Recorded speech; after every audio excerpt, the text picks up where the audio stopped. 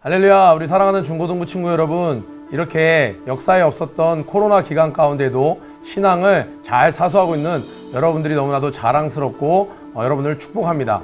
지금 이런 시간 가운데 여러분의 아마 평생에 다시 겪지 않을 이 코로나 기간에 명절을 맞이하게 되었습니다. 민족 최대의 명절 추석인데요.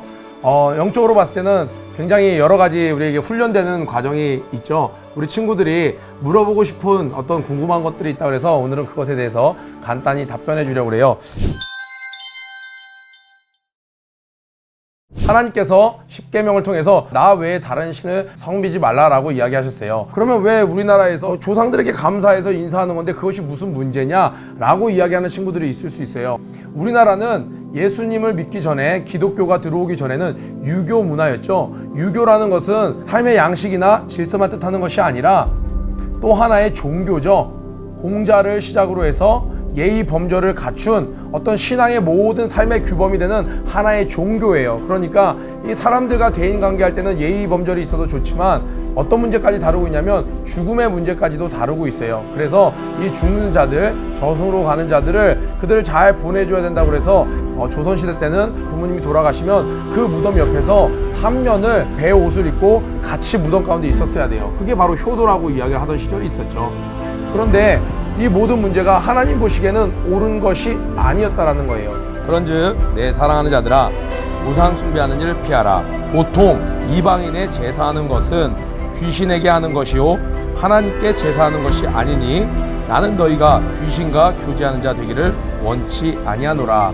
이 성경에 의하면요, 우리나라에서 유교 문화에 의해서 드리는 이 제사 문화는 하나님께 예배를 드리는 것이 아니라 예수를 믿지 않고 죽은 자에게, 귀신에게 드리는 제사라는 것이에요. 그렇게 되면 이 귀신과 친밀하게 연합하게 되는데 이것을 원치 않는다라고 이야기하고 있습니다. 저희가 또 바알보올과 연합하여 죽은 자에게 제사한 음식을 먹어서 그 행위로 주를 경록케 함을 인하여 재앙이 그 중에 유행하였도다. 무엇을 알 수 있나요? 항상 우상 숭배는요, 그 우상에게 드려진 음식을 나누는 일이 함께 수반됩니다.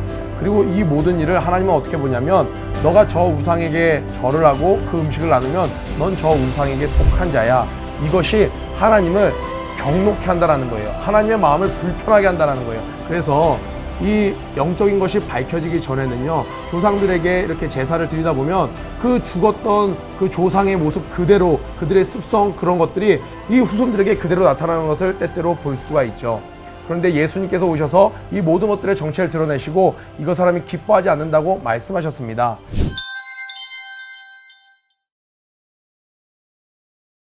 저 마음으로 하나님을 섬기는데 예의로라도 이게 분위기를 깰 수 없으니까 절하는 건 나쁜 건가요? 라고 물을 때 말씀을 찾아주기 전에 여러분들에게 한번 던져주고 싶어요. 여러분들은 이 시대에 사드락과 메삭과 아벳느고가 되고자 하는 도전이 있습니까? 그런 열망이 있습니까? 왜 하나님은 그들을 기억하셨나요? 그 이스라엘 민족들은요, 히브리 민족들은 다 여호와 하나님을 섬기고 있었어요.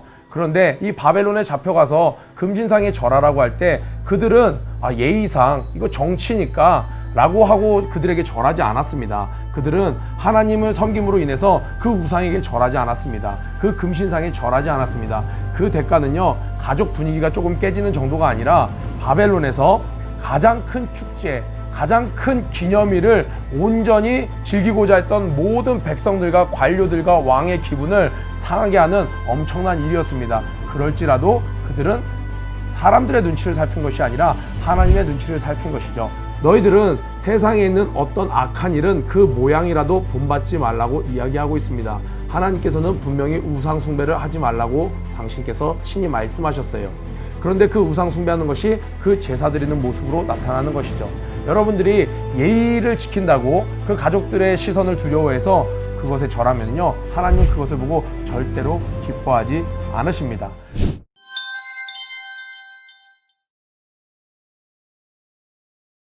구약 때는요, 철저히 이 음식들을 배격했습니다. 그런데 예수님께서 이 땅에 오셔서 구원받은 모든 자들에게는 하나님께서 주시는 모든 것들은 감사함으로 받으면 그 모든 것이 깨끗해 된다고 하였어요. 그러나 너희들의 믿음을 위해서, 너희의 양심을 위해서 시장에서 파는 음식들은 그냥 묻지 말고 먹어라 라고 이야기를 합니다. 왜냐하면요, 그때 당시에 대부분 우상에게 드려지고 난 음식들이 시장에 나와서 사람들에게 판매되었어요. 그러니까 그 시장에서 사는 것은 대부분이 우상에게 드려진 것인데, 네 양심을, 그것을 알면서도 먹는 것은 주변 사람들을 불편하게 할 수 있고 너의 마음에도 거리끼니까 묻지 말고 먹으라는 거예요. 식사가 나와요.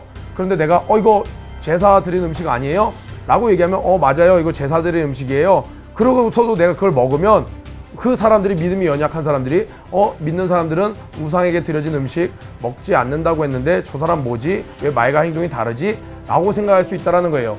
물론 그것을 먹는 우리는 기도하면서 예수의 피로 이게 깨끗게 된 것을 믿습니다, 감사합니다 하고 받으면 우리는 아무 문제가 없지만 주변에 믿음이 연약한 자들이 마음으로 실수할 수 있다는 거예요. 그러니까 어느 집에 갔어요. 그런데 거기서 음식이 나오면 이거에 출처를 묻지 말고 감사합니다, 맛있게 먹겠습니다 하고 그 음식을 먹으라는 거예요. 만일 네가 감사함으로 참여하면, 감사합니다 하고 그 식사에 동참하면 사람들이 감사하다고 말한 것 때문에 시험 들지는 않지 않을 거 아니냐. 저 사람이 딱 따뜻한 음식이 나오니까 감사합니다, 잘 먹겠습니다 하고 먹는데 감사하다고 먹네? 라고 시험 들 사람은 없지 않겠느냐. 그러니까 믿음이 연약한 자를 위해서 너희들은 감사합니다 하고 그 음식에 참여하라 라고 이야기합니다. 그리고 하나님께서는 또 한 가지 이야기하시는 것은 우상에게 드려졌다고 해서 그것이 우상의 것이 아니라는 거예요. 그 우상 자체가 아무것도 아니기 때문에 애초에 그 음식의 본질은 변하지 않는다는 거예요. 이 땅에 있는 모든 것이 하나님이 지을 때 선하게 지으셨습니다. 우리가 믿음으로 믿고 감사히 먹으면 우리에게 아무 일이 없습니다. 정리하겠습니다. 우리가 유교 문화 가운데 있기 때문에 사람들 간의 대인관계, 윗어른을 존중하고 부모님을 공경하는 삶의 규범에서 굉장히 좋은 부분을 유산으로 물려받았어요. 그러나 이 영적인 부분, 삶의 죽음과 관련된 부분에서는 유교 문화는 철저히 우상 숭배와 관련되어 있습니다. 왜냐하면 아직 이 땅에 빛이 오지 않았기 때문에 그렇습니다. 근데 성경에 밝히 말씀하시기를 그것은 하나님을 경록케 하는 일이고 하나님이 원하시지 않는 일이고 우상을 숭배하지 말라고 이야기했습니다. 그러면 어떻게 해야 됩니까? 우리는 선택을 해야 되는 것이에요. 결단을 해야 되는 거예요. 회색지대에 머물러서는 안 됩니다. 분명히 해야 되는 것이에요.